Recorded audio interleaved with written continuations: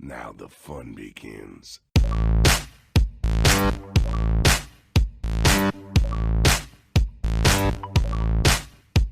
Richard. Stop! You violated the law.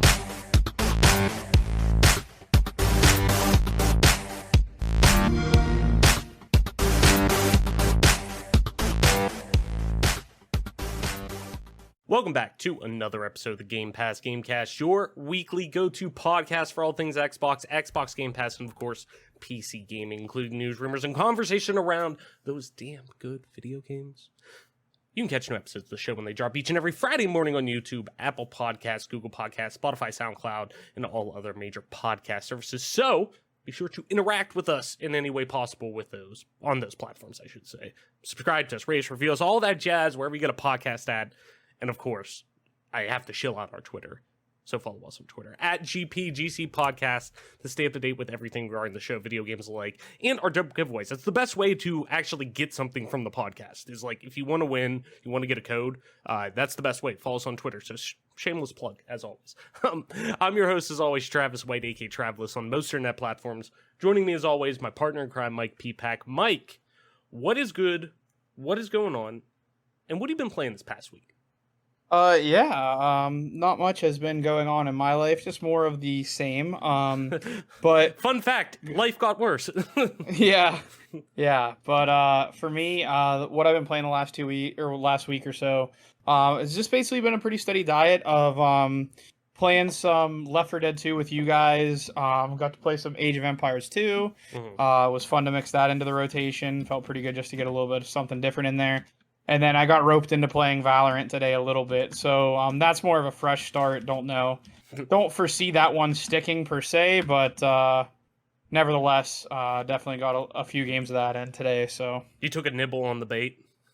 yeah, I mean, I went to overtime, like triple overtime first game for a loss and wasted a lot of my time. So, it is what it is. Dude, that's the worst with, especially like competitive games in that format, like obviously CSGO and Valorant, where one, it's such a time commitment. If you're going to play competitively, it is a time commitment. Like once you're buckled in, there's no like, I mean, you could, I guess, if you really wanted to, like rage quit, that is obviously available for you to do. But most people stick it out, through, and like, unless you just like fucking wash somebody out, like you're going to be there for at least, anywhere from half an hour to an hour, like playing a game. Yeah. And it's at least. Yeah. Like I remember when Valorant first launched and I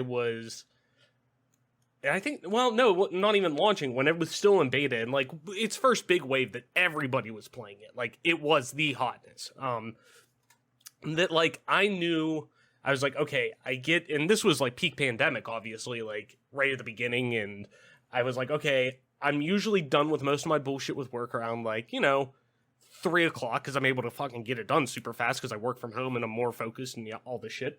So get all my work done and I'm like, you know what? Before I wrap up and go to before my fiance and I were living together, like before I go and hang out with her for the night or whatever, like I'll have a solid, like 3 hours. I could at least get 3 games in. Like I knew exactly how many games I could probably get in. I always expected like, this is the facility manager in me or like game ops person when it comes to my job and whatnot. Like I plan for every sporting event to go to overtime. Like every event we have, it goes to overtime because if it doesn't, then that's great. That's awesome. But if it does, then you're prepared for it, yada, yada, all that stuff. So like my time management on that, I was like, I at least got 3 games. Like hopefully I get like 5. That'd be great. But knowing how this is going to go, it's probably going to be 3 games.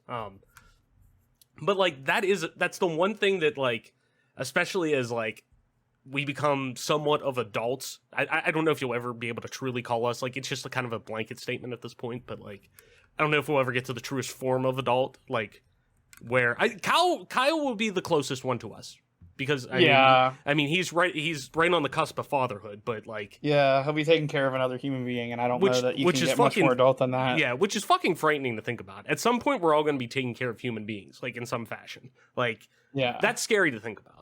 Like I think Adam's the best setup for. I take that back. In all seriousness, we're all going to be great fathers, I think. But it's scary to think about. Like, it's fascinating to think about Kyle taking care of a child. Like, the man, You know what? I'll leave it there. Yeah. I'll leave it there. But yeah, just in general, man, like, it's great to like sink into those games, and I think that's why I kind of like gravitated more. Like, I mean, obviously, I've put hundreds of hours into like CS:GO and things like that, and I'll always go to those. But it feels like more of my competitive fix with. I think I always gravitated more with arena shooters and even games like, you know, Overwatch, that kind of is a blend of a lot of things. Because a lot of, even if they're comp games, they're quick. They're not like, Mm-hmm. I know I can get in there and I could play probably 2 or 3 times the amount of, I'd probably say at least 2 games for the price of one Overwatch or CSGO, or not Overwatch, Valorant or CSGO comp match. You know, so, and I think as we get older, that kind of like reflects a little bit more on just like the lifestyle of being a quote unquote adult gamer, with a job and a family and things like that going on, that it's like, you know, at some points it's like it's hard to be like or justify like the commitment, especially when you lose. Like, I'm a competitive person like you, where it's like, even if I don't like, it's not going to ruin my night, but I'm still going to be like, fuck, like you said, I wasted an hour doing that. Like, I could have been playing Red Dead for an hour. I could have been doing anything else under the sun, hanging out with my family, being, you know, like IRL human being, like being social or something, unfortunately. But like, you know, I could be doing anything else, but you know, it's just to think about that, like the time management of like being adult gamer is just weird. But yeah, on my end, just kind of like still bouncing through Red Dead, you know, doing my replay of that yet again. And still obviously enjoying it a lot. But this past weekend I went away for a little bit. We had a wedding to go to out in Philly, which was dope. It was a lot of fun. But my wife was in the wedding, so that meant she was out and gone with like a lot of stuff that I obviously I couldn't go to. Like, I had to just chill at the hotel. And another one of her really good friends, her boyfriend, also got a Steam Deck. So we were talking about that, but I was super hyped that he had the same idea as me, because his girlfriend was in the wedding too. He was like, I knew that I would have probably a solid like 5-6 hours to myself. And he was like, there's no way I'm not bringing my Steam Deck to this. So like, it was a great time to like actually take it and like get some like a nice session of like sitting here and going through a full battery cycle kind of thing, to actually get some wear and tear on it. And to having like, you know, if there's downtimes at work or my lunch or something like that, being able to like pull it out, just like the Switch, and that allure that came with the Switch when it first, you know, was released and whatnot. But actually getting to sit down and get some hours into this game, you know, and actually maybe, you know, like last night, I was playing Red Dead for a little bit, got a little tired, but then I was like, you know what? I don't really feel like sitting at my computer right now. I kind of want to either lay on the couch or just fuck it, like lay in bed. So I thought about it. I was like, I could fucking keep playing Red Dead in bed. So like, I went to bed and brought my Steam Deck, played a couple more missions of Red Dead. Like, the flexibility of that system of the Steam Deck is remarkable. If you have a Switch, which both of us have Switches, so like, we get the allure of that, of having the handheld or having this device that technically is very much a hybrid 2-pronged device of soon, which you technically still can already, but there's more unofficial ways to do that. But soon, Valve will release their docking system for it. So in all reality, you are basically getting a Valve Switch where you're going to be able to take your device, plug it in, dock it to the, you know, a monitor or whatever, plug in a USB,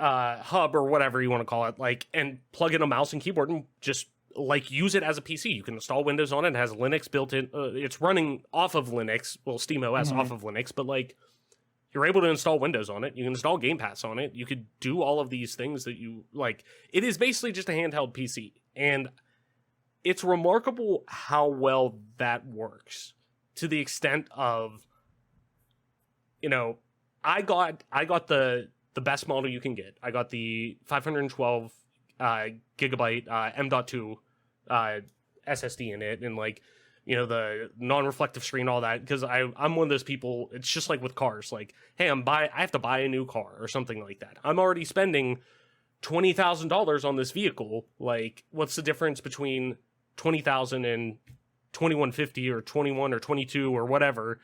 Yeah. In the grand scheme of things, if I'm making this bigger purchase to get the thing I really would like, man, maybe I would like heated seats and the touchscreen or whatever. Like, so I don't have to earn nicer rims or something like that. It's a little bit more, but I'm already spending 90% of that. Like, what's the difference between my monthly payment of 200 and 210, like in the grand scheme? Yeah. So like, I'm one of those people. So I was like, you know what? I'm making this investment. I want the nicer one, because you could obviously expand the memory with just a micro SD card, but anybody who really uses, especially the audience they're garnering towards, which is a PC master race, like centered demographic, that they know all about, drive speeds and things like that, that they know micro SD for a lot of big games and things like that isn't going to cut it. So I knew upgrading the internal software was going to be a little bit, or the internal memory, was going to be a little more. I didn't want to avoid the warranty or any of that shit. So I was like,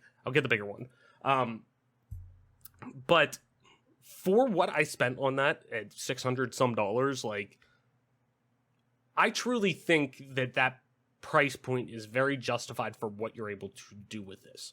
At first I was thinking like, I'm going to get this and I'm going to be like, you know what? It's really dope. It's fun. I don't feel like the money's worth it. And granted, I've only had it for whatever, like a week and a half or something like that. But what I've gotten out of that already, and what I've gotten from, I'm going to get this and it's going to be, well, my Switch is sitting there, my Switch, the Switch is great whenever a new Zelda comes along, or a new Metroid or Mario or whatever, a new exclusive comes along. Outside of that, my Switch collects dust. Like, realistically, it does. And that sucks, but it's because I play a lot of stuff on PC. Even with most of my consoles, like, outside of really, my Series X being my Game Pass machine for the most part, I play primarily on PC. I play, stuff exclusives that come out on console on PS5 and Series X, and then obviously my Switch. But like, I could legitimately see myself trading time with my Steam Deck, given the versatility and the flexibility and the power that comes built into it, with my library being, almost 350 games or whatever. Like, having that and having the ability to, clearly I own all these games when I talk about this, emulate stuff. I clearly own all these games, right, Mike? We own everything we emulate. Yes. You can't catch us on anything, FBI. We own all of this. I know you're listening. So where I'm able to just play all these games on, that would be available, or things that are alluring for the Switch or whatever, like, I could have all those options readily available. If I want to play Metroid Prime, I could do it handheld, boom, right there on my Switch. It works. I could fucking add Dolphin to my goddamn Steam library, like the emulator for GameCube. Like, it's a fascinating machine. The techie in me loves it. I think the build quality behind it is, if you're a fan of Valve and you're a fan of, really overall, they've always been, master craftsmen at the software end, and really kind of the internals of, or more so, they're great with the interactivity of the player and not necessarily how you interact with it, but they've been getting better at that. Like, I personally was a fan of the Steam Link. I still use my Steam Link. It's still plugged into my TV. Like, I'm one of those people. But they've never necessarily style. Yeah, like, basically, like, they've never caught on truly, like, you've seen a Nintendo or an Xbox or a Sony, like, where they have a standalone piece of hardware that pushes, or that is pushed by their great software. And that necessarily hasn't happened for Valve. I think this legitimately could be it, where the price point is bigger, but it's not, when you look at the Valve index and how they thought, yes, Half-Life Alyx is a phenomenal experience, and this is going to push VR, and this is going to move units. And I'm sure that did to a small extent, but VR is very, very, very, very, just, it's speaking to a very specific audience, where this speaks to everyone. If you enjoy video games to any extent, you realistically can find a way to enjoy this piece of hardware. And I think once some supply chain issue things get figured out, and the demand obviously is through the roof for this, and it's hard to keep up with the production end of this. I literally got mine 1 calendar year after I pre-ordered it. So it's going to take a while, but I think when we get to that point where, and it's going to be a really interesting, I think, like, it's going to be really interesting to see how the sale of this goes and really be a thesis for the potential of, I know Sony's been really trying it with their PS Direct, where Valve's always really sold their hardware. They sold them in GameStops and Best Buys, limited, on a limited scale. But primarily when you're buying the Steam Link and when you were buying the Steam Link and the Steam controller and all this stuff, it was through Valve. You're buying it through Steam, yada, yada.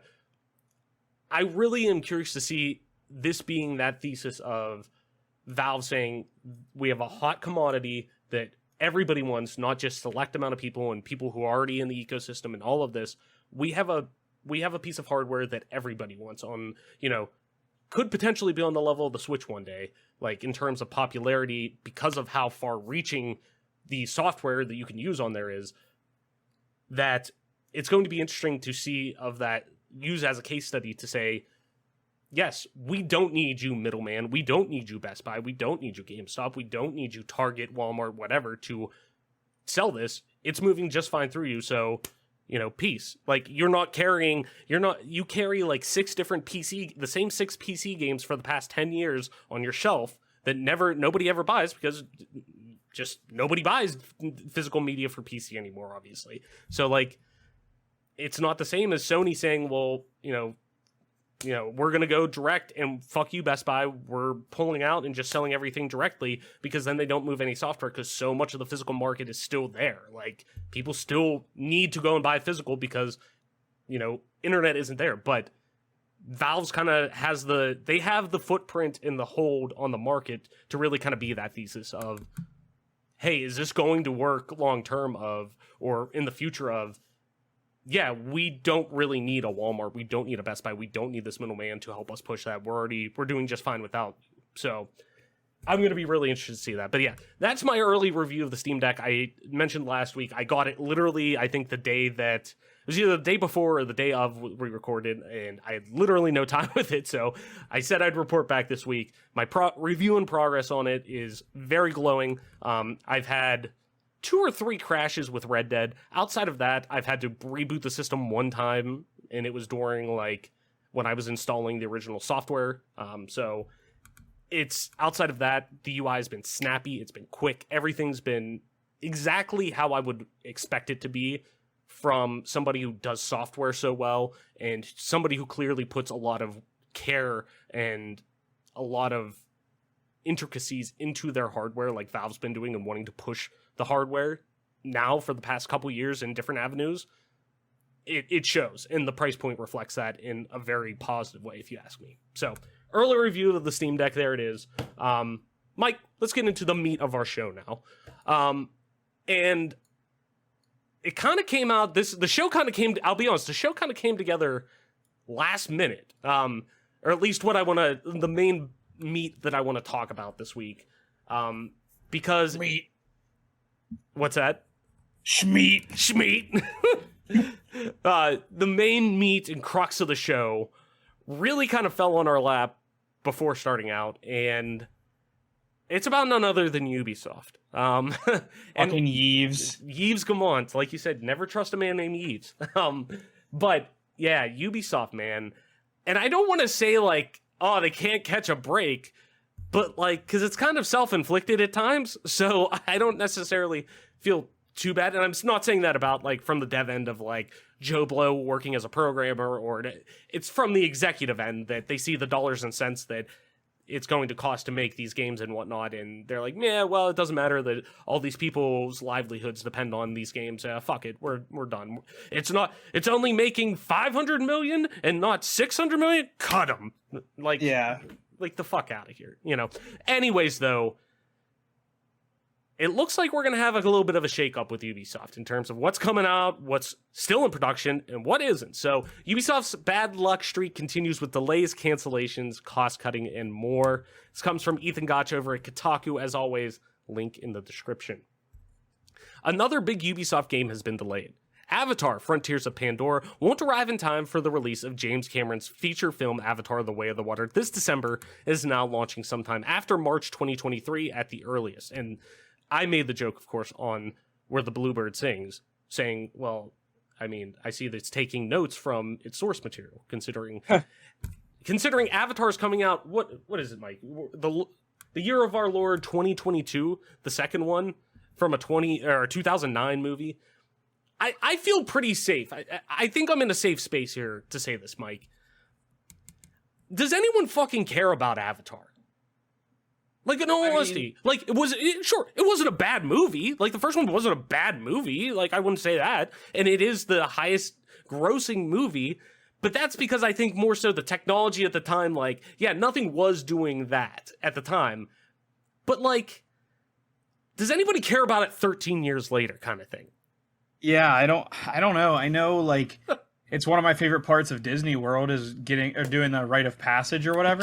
True. But, like, I've still never seen the movie. Like, well, that's what I'm saying. Like, I don't know if this is more on Disney at this point than now that, for the fact that, yeah, we own Fox now. This is technically the, biggest movie ever, and it's an IP of one movie, and of course at the time, like, yeah, like when the movie first came out, sequels were in the works and yada yada. But like at a certain point, like I am going to be fascinated and glued to my screen, glued to Box Office Mojo this December if this film actually does come out. I would think it's going to, because movie theaters are fucking booming right now and setting records and whatnot.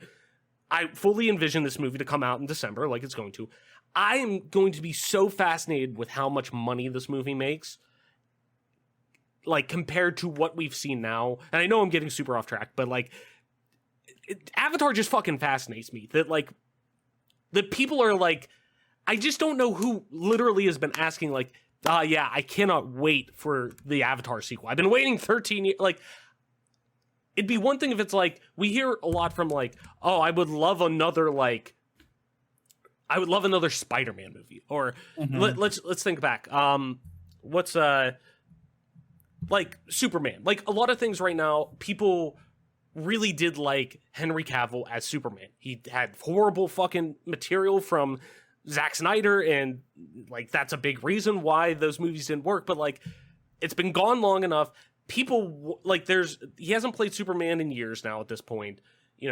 People have wanted, like, for the past, half decade, hey, we'd love to see Henry Cavill actually get back into that role. Like, or we'd love to see another Superman movie. And that's a big, Superman's an iconic IP, but like, same with like Jurassic Park even. Like, Jurassic Park was away for a long time, but like, there was at least people talking about Jurassic Park leading up to that. Like, Jurassic Park had, like, a mindset with people, like, or, like, space and mind share, that's what I mean, with people. I don't think Avatar fucking has. It boggles my mind that they're just like, Avatar, we're keeping with it. I don't care. Like, who does James Cameron have, like, dirt on? Or, like, who does he have blackmail, this motherfucker have blackmail on? That he's like 13, like, no matter what, like, listen, you have to keep, like, one day I'm going to make this movie, no matter what you say. And if you don't let me, I'm going to tell everyone, like, I don't know. That you pooped yourself. Yeah, that you one time. Yeah, you shit yourself. Like, I think that ultimately, when it comes to Hollywood, for better or worse, like, it is 100%, like, the fact that James Cameron, his name tied to anything, literally will print money in the box office. Almost, it doesn't matter if it was, like, the most boring story of all time. It feels like because James Cameron is involved, it, like, automatically has that weight. And that's, like, one of the biggest issues I have with Hollywood in general, is the fact that, like, certain people just, like, immediately are, like, automatic money printers whenever they're in something. Like, not that I don't think he's really good and that I don't really enjoy all of his work, but like Leonardo DiCaprio. The fact that Leonardo DiCaprio got off of his ass and decides to act, which, like, a lot of the time he is doing, like, he's trying to save the world, save the planet, which, like, I respect. But at the same time, like, when he like comes out of the woodwork, like he's getting up there in age and stuff, but like because Leonardo DiCaprio is tied to something, it is automatically going to do extremely well in the box office. And see like a movie like The Revenant, which like I thoroughly enjoyed the movie, but I don't think it's like one that everyone like is walking out of and is like loving it, right? No. So that's the problem that like I have with Hollywood, and luckily like it seems like video gaming's kind of getting out of that habit, if you will, because like I've basically admitted to doing that, being a show for like Bethesda and stuff, but like it is crazy to me that, and you do raise a really good question. It's like, who actually had James Cameron, like, because James Cameron 100% the type of dude to like invite you over for dinner or whatever, or like invite you out for dinner to pitch you this, Right. And then you're a studio exec and you hear this pitch and like it's almost like a scene out of Entourage. Like I could see Ari Gold like literally busting out laughing at the table right in front of him, being like, "Oh no, you're serious." Right. Like Yeah.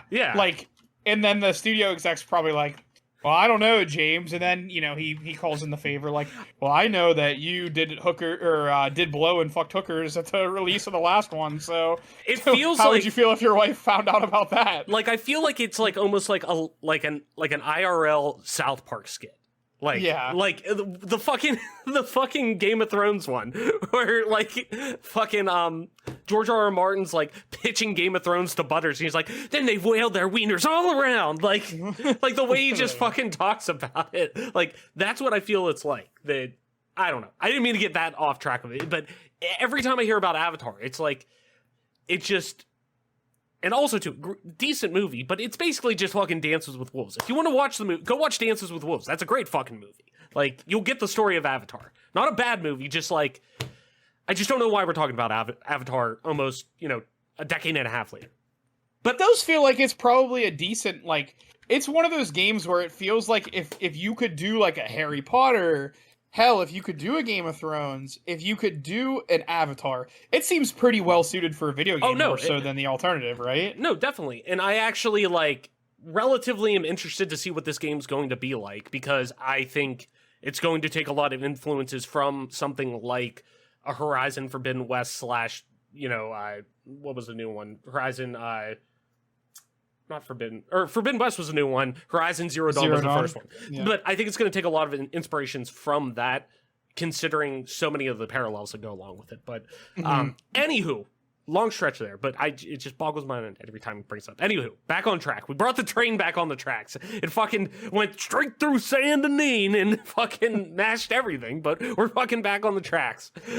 Anyways, CEO Yves Guillemot also told staff on Thursday that some projects have been canceled and that the publisher will have to cut back expenses to only, quote, what is essential as it searches for its next blockbuster hit. Quote, we have also decided to stop development of certain games so that these talents can focus on other projects that have high priority, Guillemot wrote in a company-wide email viewed by Kotaku. It continued, in the current economic context, carefully and strategically managing our investments is critical now more than ever. We must therefore succeed in strongly limiting our spending to what is essential by questioning some of our habits and reflexes, and by reinventing ourselves together to make gains in terms of cost, agility, and efficiency. Guillemot reiterated that despite these issues, the company is still aiming for over $400 million in operating profits this year. In addition to Avatar, Ubisoft announced today during its first quarter earnings report that another, quote, small unannounced premium game originally planned for this fiscal year was delayed as well. It's possible that this was a reference to Project Rift, an Assassin's Creed Valhalla DLC turned standalone game. Bloomberg reported that the game was aiming to fill holes in Ubisoft's upcoming release calendar, though two sources familiar with Ubisoft's plans recently told Kotaku that the game was facing new challenges despite the rush to finish it. God forbid if we got another fucking, like, God forbid, that's just what we needed, is another fucking DLC for more Assassin's Creed. Right. Well, at least this one was getting a standalone. Like, supposedly it sounds like it's becoming a standalone game, which, to be honest, I would take that. And like I said, I personally like the new Assassin's Creed games, but at the same time, I feel like some of the decisions towards those games, which we'll get into, are, like, the content provided to them are more aimed at just keeping you in the game compared to, hey, here's meaningful content for the game. Like, not actually, like, we're giving you cookie cutter shit compared to content that is what the community is actually wanting, I guess. I don't know. Anywho, though, as far as which projects have been canceled, Gamont confirms during... Oh, wait. Yeah, okay, I picked it up right. As far as which projects have been canceled, Gamont confirmed during today's call that at least 2 of them were Splinter Cell VR and Ghost Recon Frontline. The latter was a battle royale influenced multiplayer shooter which was panned upon its announcement last year and went back to the drawing board early in 2022 after playtests accused it of feeling too much like a Call of Duty Warzone ripoff. For the rest of 2021, then, Ubisoft has pinned its hopes on a new Mario plus Rabbids strategy game and its multi-year development headache, Skull and Bones. But while the latter has cost as much as any big blockbuster game, people who have worked on it remain skeptical it will be anywhere near the hit the company needs. According to one developer, there's little to the pirate ship game beyond what was already shown when it reemerged in the showcase livestream earlier this month. Despite a bevy of resource-gathering survival sim mechanics, they said each individual part of the game lacked depth. In today's call, Yamon blamed Avatar's delay on broader COVID-related production challenges and a desire to make the game a strong start to a new series for the publisher. Kotaku understands that at least one producer was recently pulled off another major project to pitch in. Gamont also tried to assuage investor skepticism by cryptically pointing to a new, quote, high-value licensing partnership on mobile for one of our AAA brands, though he wouldn't share any more details when pressed by analysts. Assassin's Creed has remained one of the few big bright spots for the company, and Kotaku understands that in addition to the live service project Assassin's Creed Infinity, Ubisoft is also still planning another new open-world Assassin's Creed game called Project Red. And then an update to the article goes like this. Bloomberg's Jason Schreier reports Red is actually part of Infinity, rather than a separate game. According to 2 sources familiar with its development, it will be set in Asia. VentureBeat's Jeff Grubb previously reported that the game might be set in Japan, and while Kotaku can't confirm that yet, sources said that that setting, in addition to being long requested by fans, has been long discussed internally. In the meantime, multiple employees tell Kotaku different Ubisoft studios are facing fewer and smaller raises for staff, less hiring, and various budget freezes. This new wave of austerity comes as many major tech companies prepare for a potential recession. Ubisoft's problems go beyond that, however, with beleaguered ambitious projects like Beyond Good and Evil 2, the sequel to a beloved cult classic action RPG, still completely MIA in senior developers on some core franchises jumping ship. Ubisoft's next Forward Gaming Showcase will air on September 10th. The company did not respond to a request for comment. So, Mike, a lot of stuff going on with Ubisoft, to say the least. I was actually gonna, when I interrupted you at the beginning of this entire section, after you had read for a little bit, I literally was going to make the joke that, oh yeah, I'm sure they probably can't afford to have any other employees working on anything other than a new Assassin's Creed or an Assassin's Creed game. And lo and behold, that's what the fucking story had. So shocker, there's another fucking Assassin's Creed coming out. And whenever you're a one-trick pony, like this development studio is, because the rest of their games are fucking ass, then I guess this is what you get. Hey. There is a new mobile game partnership that they have going on, though, for one of their AAA your Splinter brands. Cell VR just got cucked. Yeah. Hey, no. How does that make you feel? To be honest, that's fine. You can't even play because I can't play it because I get fucking sick with VR, which pisses me off even more. I had to dust off the.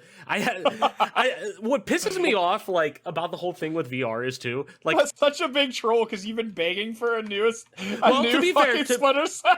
To be fair, yes, when they announced that was a huge fucking troll, and I was fucking pissed. But then they at least came back and said, "Hey, we're remaking the first one, just a standalone game, yada yada." Okay, fine. When that actually comes to fruition, we'll fucking see. But they're at least saying that's happening. So.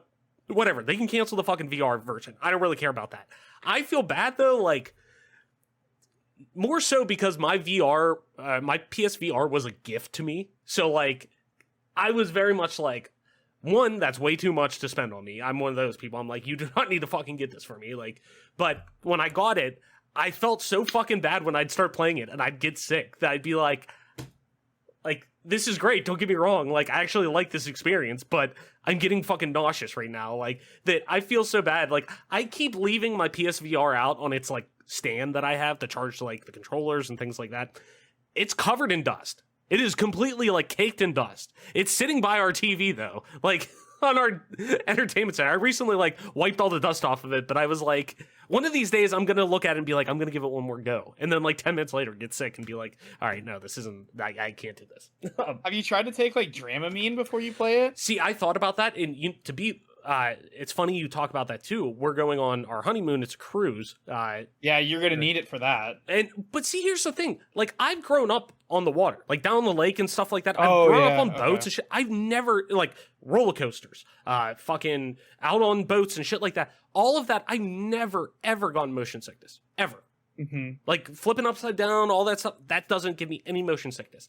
What gets me is when I have VR on and when I'm doing the actual, like, you know how they're for movement they usually have here, you could just move around regularly with your controller or whatever, or you could teleport, like point to somewhere and it'll like just like instantly teleport you. Like Doom VR does that. I remember us playing that a lot, and you can teleport around. That doesn't make me sick. But what makes me sick is when I'm like Skyrim VR, for example, or Resident Evil VR. Perfect. Resident Evil 7 in VR. Where you can just play with your controller and you're walking forward, like me moving with my controller and me sitting like, but I'm sitting down and not doing anything messes with my brain so much that it's like, this shouldn't be happening. Like, like if I'm in, and I think it's like, oh, if I'm like on a roller coaster or something like that, like my brain is able to like put together like, oh yes, you are physically on this thing and it is moving you around. Like we're okay with this. Like, but it's the connection that gets lost that my brain's like just fucking throws the papers up in the air. Like, I don't fucking know. When it comes to like taking a controller, you're playing Skyrim VR and like, instead of teleporting somewhere, you're just pushing forward on the left analog stick and you're like walking around normally. My brain doesn't connect with that. That's what makes me sick. But yeah, I get super like seasick if I do a corkscrew on a roller coaster. It's GG. I can do loops. Yeah, but like I rode the Hulk ride at Islands of Adventure, and you do like 7 corkscrews in 15 seconds because you turn into the Hulk. Yeah, and that's like the roller coaster. Like I literally had vertigo for like 45 minutes. I couldn't get balanced. I was that fucked up, dude. Just so like. And I did VR just fine. Like I played for like 2 hours that one time, like no sweat. Oh, yeah. And you were just sitting there like staring at me like this motherfucker. I mean, Matt got sick. Matt went and threw up. He was so excited to play VR, and he like 5 minutes later he was like, here, Mike, you take it. And then he ran. I was like, I felt so bad for him. But just imagine like Top Gun's on the mind now. Like just imagine being in one of those. Yeah, I'd be dead. Like I would want to do that more than anything, but I would be dead. Like it'd be worth dying for because that looks incredible. But anywho, but yeah, so like the VR cancellation, I'm fine with. But like thinking about this broadly, you bring up a really good point as these kind of delays and this kind of very much funneling, like I'm looking for a better term to use it for, but this consolidation to really. And granted, you know, the article brings up a good point at the end. The way of our economy right now is not fucking good. We are very much, if we are not in a recession now, which I believe we are very much, like, I would consider us in a recession without officially being in a recession. If we're not there, we're going to be soon. So I get it. And our economy obviously has a huge impact on the world's economy. But to me, like, I don't think that's a complete that shouldn't be a complete driving force for entertainment businesses like this, specifically when we're talking games, where it's tough to see some of these decisions made of, yes, I personally don't want a Splinter Cell VR. Like, sure, it may be cool. That's like the idea of that is cool, but I personally don't want it. And, you know, I know what fans of Splinter Cell have been asking for, and that's just a new fucking Splinter Cell game, a new standalone fucking Splinter Cell game. That's all they want, like anything, and they're putting that out instead. But I digress. But you know, I get Ghost Recon Frontline, like cutting some of these projects. Okay, we're scrapping some of them. Like that, I'm actually like the Ghost Recon Frontline cancellation is the one I'm most surprised about because of it being a free to play battle royale game. Like that. Actually fucking surprises me that they were like, yeah, we're gonna cut that monetization model to focus in other areas. Like that completely surprises me. But it's interesting to think about where Ubisoft is with some of these. You know, obviously Assassin's Creed moving towards this platform now, comparative, where it's going to be Assassin's Creed Infinity, I think that's what they called it, where you're going to get new iterations of Assassin's Creed through that, where you're going to get these, you know, campaigns given to you through that. And, you know, that's all well and good, but where does, like, it kind of really surprises me about where just Ubisoft is right now. So, Mike, when you see stuff like this, when you see kind of like what, you know, Yves comes out, he says, hey, here's X, Y, and Z, what's going on with this studio. We're delaying one of our bigger projects in Avatar Frontiers of Pandora, because don't get it wrong, that is a huge game that is coming out, and that missing, like, licensed video games, for the most part, are now no longer the licensed games of yore that were very much quick cash grabs. Like, they are, for the most part, ever since Arkham Asylum, licensed video games have the care and that goes into making these games is like in the money that's put into making these games is much bigger, and they're actual legitimate products now that they're putting out. That missing the release of the movie is huge. It really is. So, like, when you see something like that, a move that big, kind of pushed back, you see the cancellation of a new VR title from Splinter Cell, this free-to-play Ghost Recon Frontline game that, to be honest, I totally forgot even came out, because it was very much flash in the pan. Everyone hated it. It's fucking done.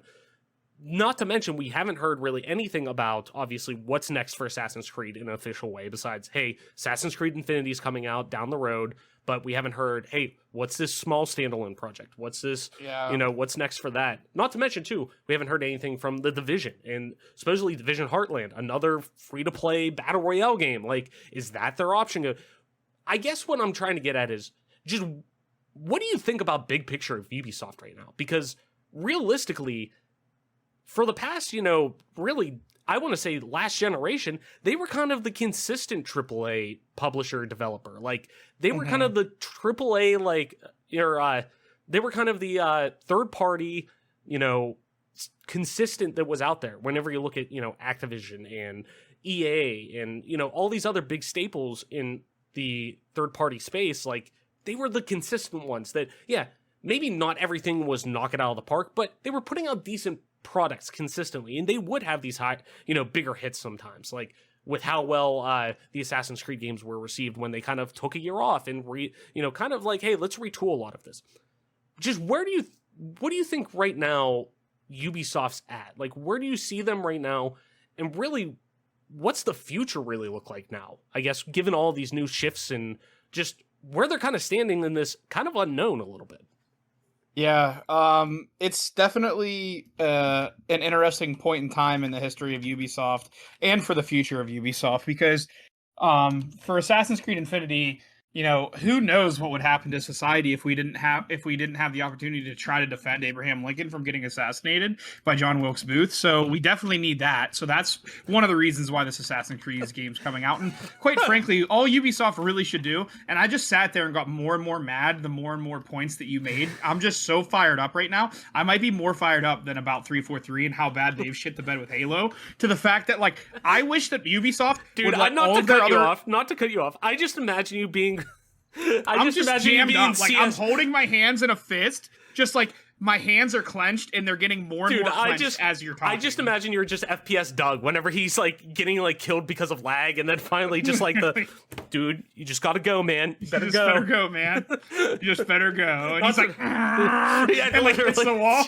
That's what I imagine, just in your mind, just literally. Fucking piece of shit. You like that? I'm just literally sitting here giving myself hemorrhoids by clenching my butt cheeks together because I'm just so angry. Yeah. Because realistically, what Ubisoft needs to do, for me, every other Rainbow Six, every other Ghost Recon fan, everybody out there who has a pulse, Splinter Cell fans too. Yeah, I mean, Splinter Cell. I just really need Ubisoft to sell or dump all of their rights to those games so they can get into the hands of people who actually want to make those games good and not just use them as cash grabs. And then I just need them to only make I just want them to make Assassin's Creed games almost like yearly, like Call of Duty was, like Madden 22, Madden 23. At this point, you might as well just make Assassin's Creed 23, Assassin's Creed 24, Assassin's Creed 25, and just that's what they need to do. They need to drop all their other IPs because they're fucking terrible at making them, and just focus on Assassin's Creed because that's all they can really put out. Which I'm sure that's what Yves Gamond is deciding to do. You know, he consolidates all of his teams because he realizes those other games, they're just really bad at making them. But he's like, hey, people just keep buying Assassin's Creed. I don't know what they're gonna try. You're gonna try to save someone. You're gonna try to save Elon Musk from getting assassinated in the future. Like, we'll just make a future joke where that's the thing. Like, I don't know where they're gonna continuously go with Assassin's Creed Infinity, but I'm sure like stopping the Kennedy assassination, stopping the I'm sure that's what they're gonna do, and like good. That's all we need from as gamers. We don't need anything new from Rainbow Six. We don't need anything new from anything else. We just need to be able to save the presidents from getting assassinated. Thank you very much. Thanks for coming to my TED Talk. That's all I have to say about Ubisoft. And then now we can, that's it. Move on with our lives. That's it. I almost don't ever they're getting to the point with 343 and Active there Blizzard it is. where There's Halo for the week. There it is. I just don't even I'm about done. I'm done talking about them. I don't care if Ubisoft ceased to exist tomorrow. I would be devastated for all of the hardworking individuals who would lose their job, who have no say over what this company does. But I would also be saying good riddance because I cannot stand this fucking company. It's such a joke.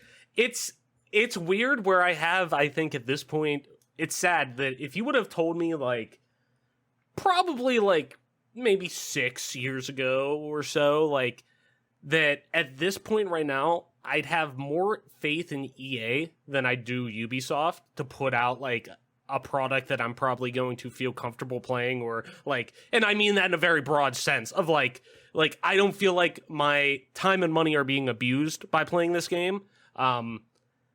That I would feel that way about EA compared to Ubisoft now in 2022.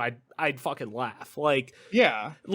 Go ahead. I don't know what was worse for my life as a gamer who loves to play video games, specifically Halo and the Rainbow Six franchise. I don't know what was worse. Red Storm Entertainment getting absorbed by Ubisoft or 343 existing. Both of those things have been cataclysmic events in my life that have brought me so much pain and suffering. I cannot even begin to put into words how bad it has really done me in my life, to the point where it has affected my happiness for far too long.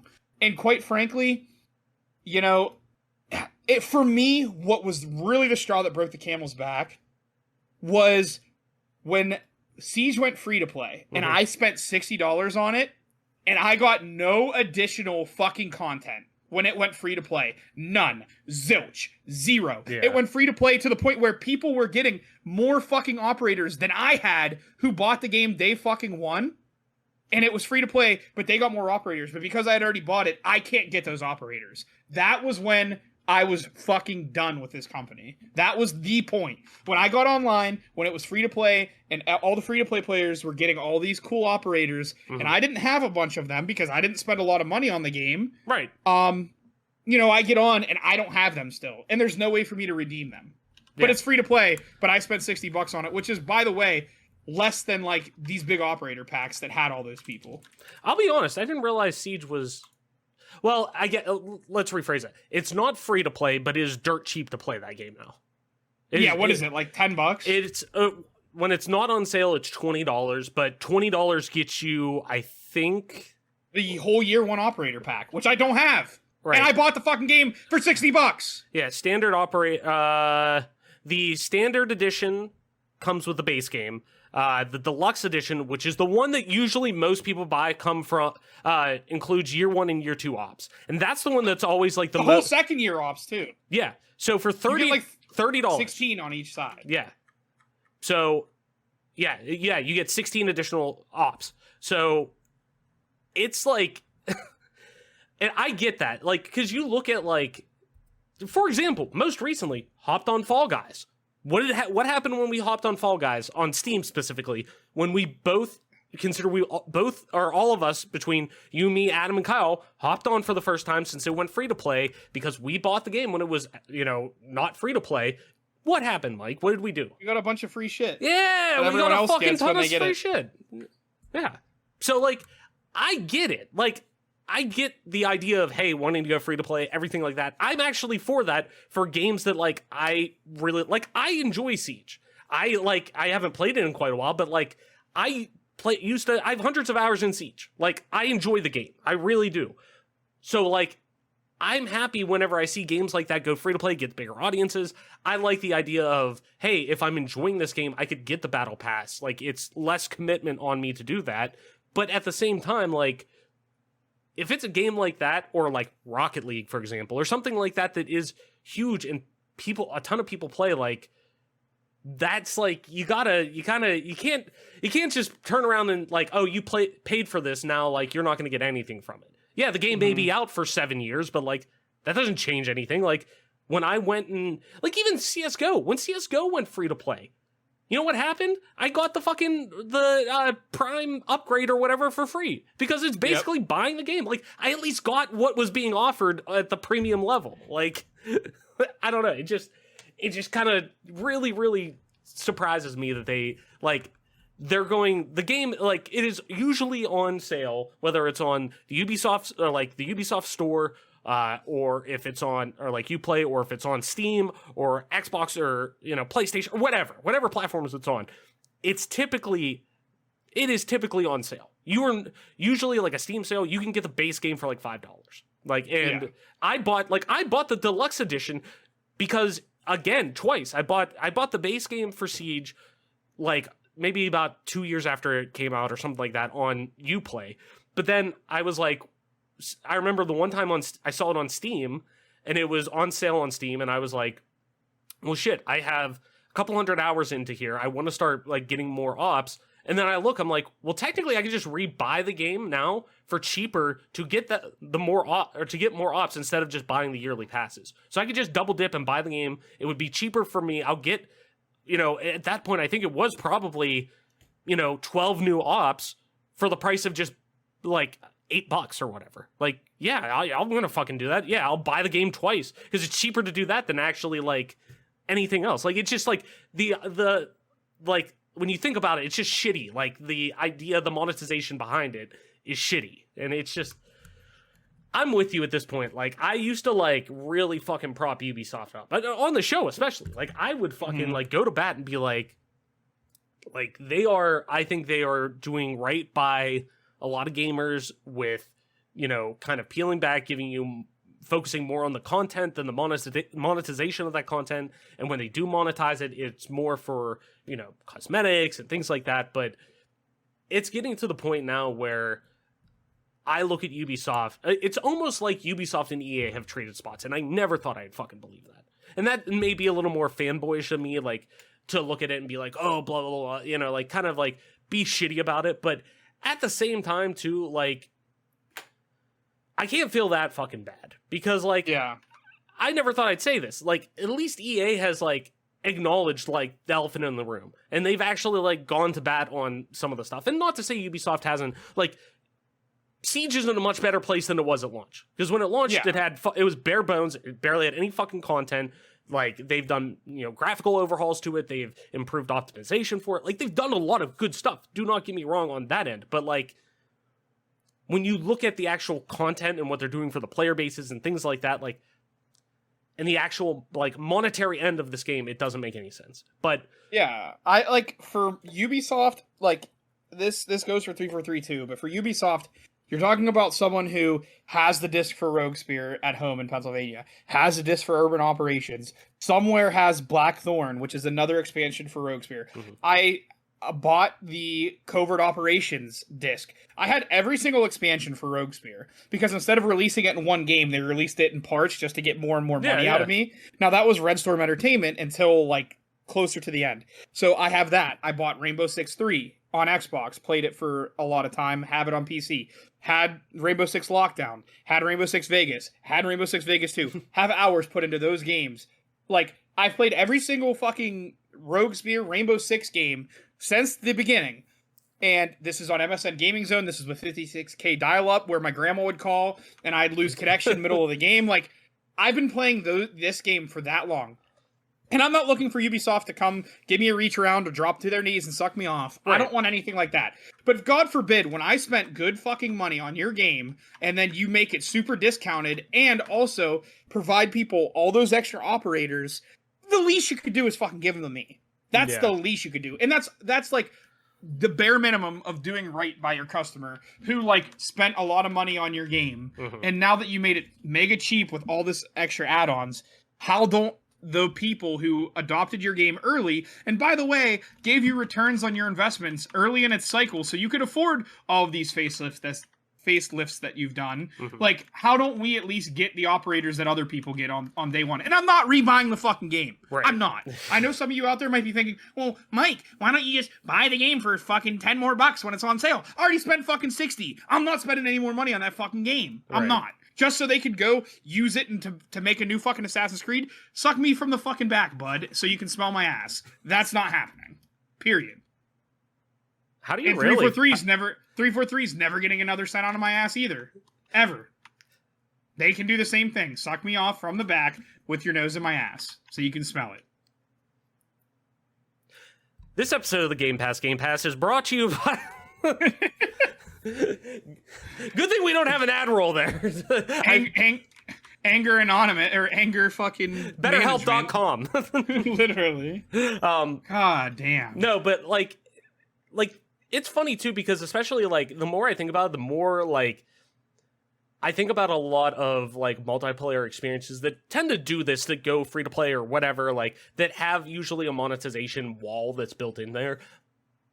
But like you said, usually like you get that stuff for free when they either do a re-release of the game or like a rebrand of the game, or however you want to, think about it. Like, Destiny 2. Like, basically went from Destiny 2 to Destiny 2 New Light is the base game of that game to get in there now. And that's the free-to-play version. But if you buy, whatever version of it, you get X, Y, and Z. But, like, if you play the base game of something now, usually, that after, like, if you bought a game that is a live service game like this, typically when it does go free-to-play, you get a base number of things that are included. Like, hey, you've been a player for this many years, or hey, you bought the base version of this game, we're giving you the year one pass, or something like that. Like, you are getting something out of it, because that usually marks this kind of like, hey, this is one chapter that we're closing behind and starting anew. It's basically like 2.0 of a game almost. That like you're getting a fresh restart with that game, and typically that means a new meta, new things that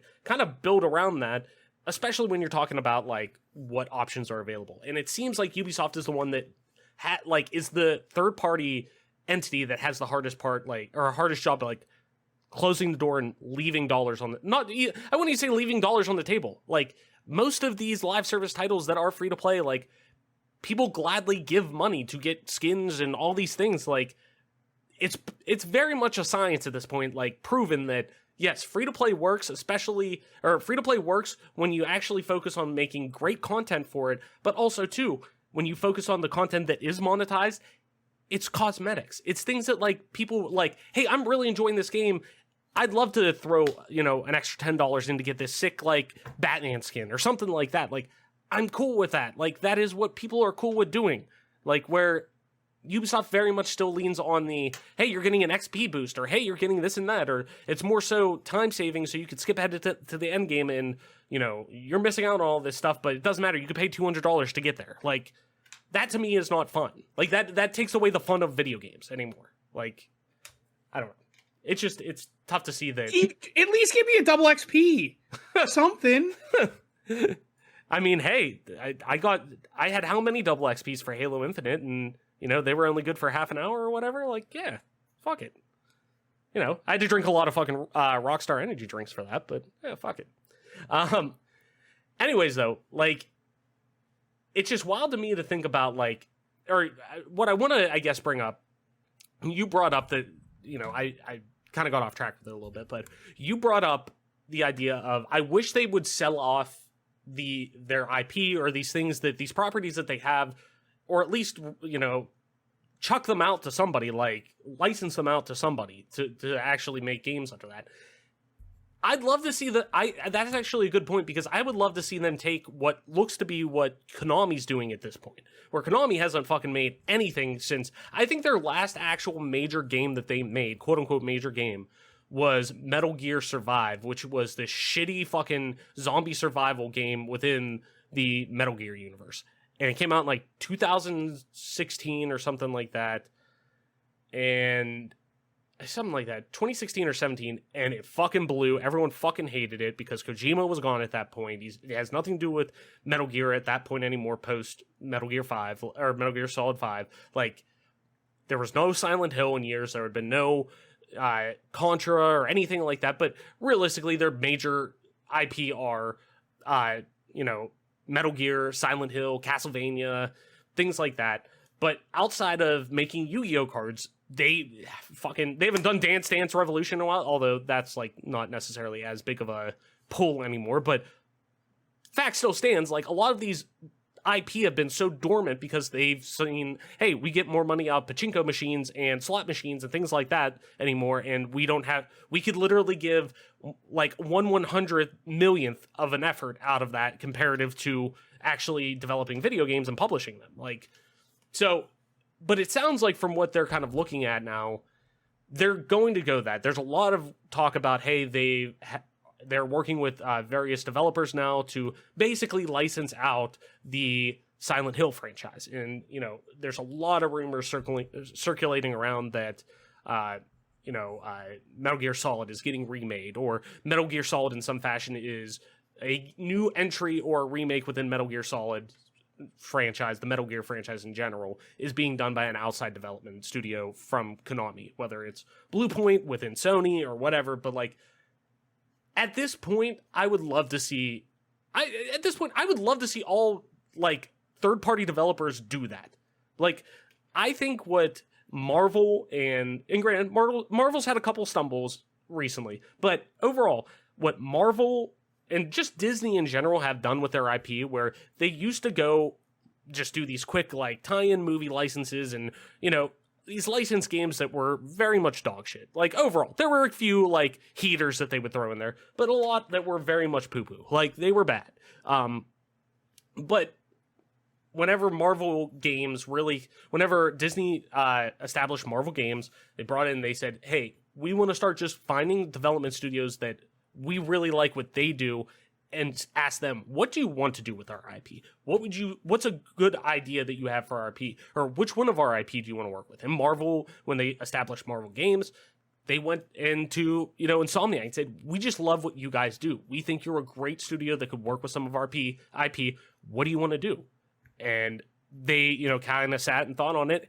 And Marvel brought up to them, well, do you want to do Spider-Man? And they instantly were like, yeah, absolutely. Like, and they went to work on it. And Marvel Spider-Man is one of the best games in the past decade. Like, you look at, like, the care that they're putting in. Now what they're doing with Star Wars, where they're looking out and just saying, like, okay, it's worked with Marvel, let's take it with our other hugely, insanely pop culture, like, icon, section of our business, Star Wars. Yeah, we have an idea for, a game that we think would be really cool in this universe that potentially is rumored to be about bounty hunting and stuff like that. You know who does open world looting and things really well? Or at least that has been, garnered with that? Massive Entertainment. The guys who do The Division. Like, so they're working with Ubisoft on that because they're like, hey, that's a great idea. Like, they do this really well. We think this would be a good idea. They think it is too. Sure, let's work together. Fucking Indiana Jones. Who does really great set pieces and alt history really well and all of these things? Fucking Machine Games with Bethesda. Sure, let's fucking work with them. Like, it's stuff like that that just, like, I have full faith in those things because they're working with the right people to do that. Like, that to me, like, is logical. Like, I would love to see Ubisoft kind of take that route to be like, who would be great at doing, a fucking Splinter Cell game? X, Y, and Z developer, or, it'd be... I'm getting more and more... So... Before we started recording, I played like a triple overtime Valorant game, wasted all my time lost. Okay. I was already a little bit tilted. Okay. Now we've talked about this the whole time, which tilts me even more. I might just make this episode an airing of grievances as the title or something like that. You should, because who would be perfect to make a Splinter Cell game or a Rainbow Six game or a Ghost Recon game? Vicarious fucking Visions. Yeah. And who do they get gobbled up by?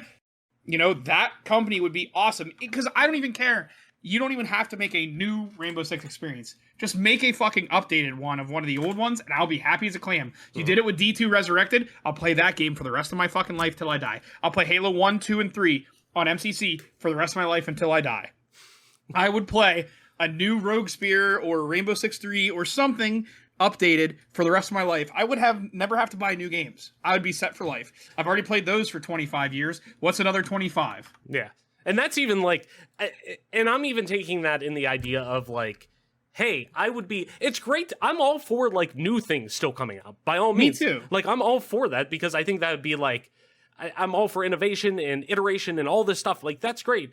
But also too, like my biggest thing is like, they're starting to make some of those things that were so great that people want to still keep playing and are still keep playing inaccessible because they're trying to push the newer thing down. Like that's where I get a little like, like I agree. Like if I could, I would just keep buying like if it was like, hey, every year you're going to pay, $30 or whatever for a new update to Halo 3 or, a new update to X, Y, and Z game that I love, that the formula is great and I could fucking play it forever and you're going to get all this new content.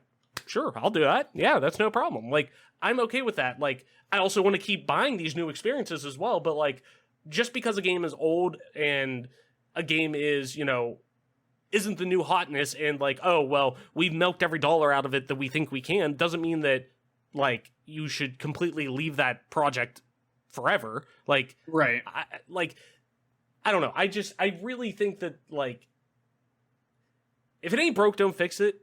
And by that, you could also still make money off of it to that degree. Like, at least in my mind, you can. Like, you could keep updating, I'm all for updating, new Fallouts or new Elder Scrolls or, all these things. That's fine. But if there's like a specific experience that comes along that I'm really, that people really gravitate towards, what's wrong with making new content for that consistently? Like, I just don't. Yeah. Why hasn't there been a graphical or a remaster update of Oblivion? And why hasn't there been a new expansion added to it? And it doesn't even have to be that long. But the thing that, like, I get that some people are like, oh, well, that's not very original just to remaster the games. Yeah, that's the point. You don't have to have any originality. You just have to not be a head ass and just be able to code the game. Right. You don't have to write anything. You don't have to do anything. You can like climb on the backs of those who proceeded before you and still print money off of it. How hard of a fucking concept is that? Like I'm one of those people that like, and guess what? If you don't like it, you don't have to buy it. Like, I'm one of those people that is okay with the idea of, like, hey, yes, we're just remastering a game that came out 10 years ago. Like, me, who is very high on preservation, I would rather see that happen. Like, sure, I'll meme about it and I'll laugh about it, but, like, if it comes out in, whatever it be, 2026, which technically, like, we just got the anniversary edition of it, but if in 2026... fucking we get another 10-year anniversary with a special edition of Skyrim, sure, whatever, that's fine. That means that game is still fucking accessible somewhere on a modern piece of technology that you can play. And that's my biggest thing about it. Like, I will gladly keep paying, like, every 10 years to buy fucking, I don't even know, just looking at my games down here. Like, God of War.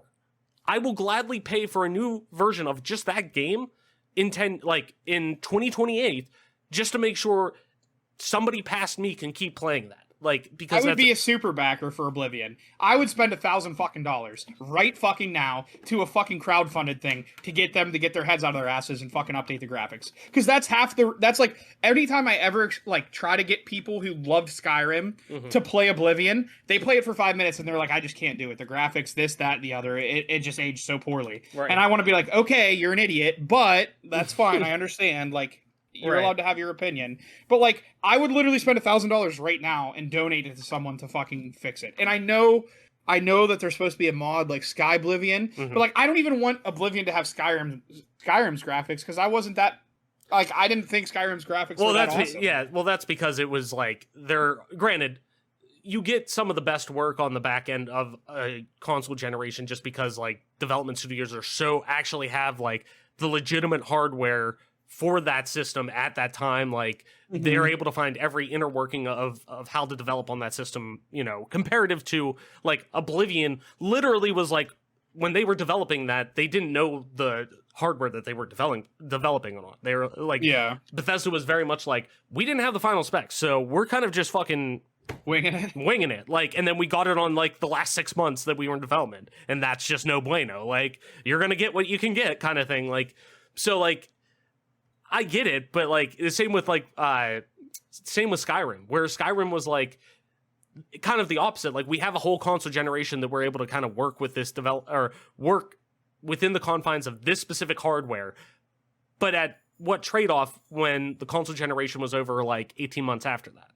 So like, you know, you're not getting much, like you're getting the back end of that from, like, you're going to end up being limited for what you want to do with the scope of the game because of that's, like, it's just such it's a damned if you do, damned if you don't kind of thing, because the more you wait on that, it's easier to develop on because you know more about the hardware and it's more finalized and yada yada.